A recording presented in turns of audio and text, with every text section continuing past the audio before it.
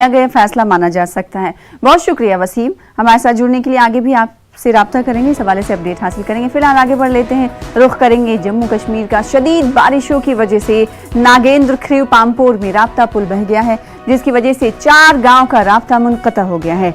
मकामी लोगों ने बताया है कि कई बार ये पुल बह गया, लेकिन मुताल्लिका महकमे ने इस पुल की तरफ ध्यान नहीं दिया और लोग चंदा जमा करके पुल को तामीर करते हैं।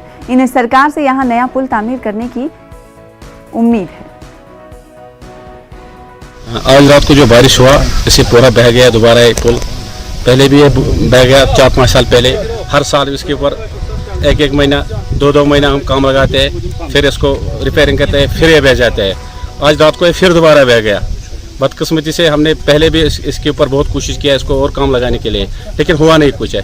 अब हमारी गुजारिश है डीसी साहब से, डीसी साहब पुलवामा, इस पर जल्दी से जल्दी काम होना चाहिए।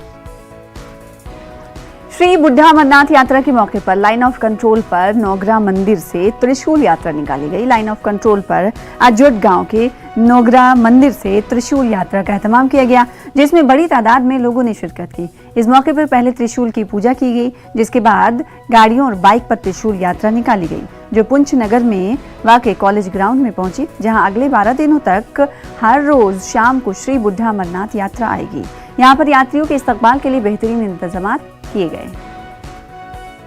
आज एक त्रिशूल यात्रा का कार्यक्रम प्रारंभ किया है, जो यात्रा यहाँ से चल कर के इस्लामी अखाड़ा के पास बने हुए स्थान जहाँ पे ये आने वाली यात्रा विश्राम करेगी, वहाँ तक जाएंगी और उसके बाद इसका कार्यक्रम निश्चित होगा। जो भी कार्य संजोया गया है उसको पूर्ण करने का धन्यवाद यशपाल शर्मा जी के 25 तारीखी बुढ़ा अमरनाथ यात्रा का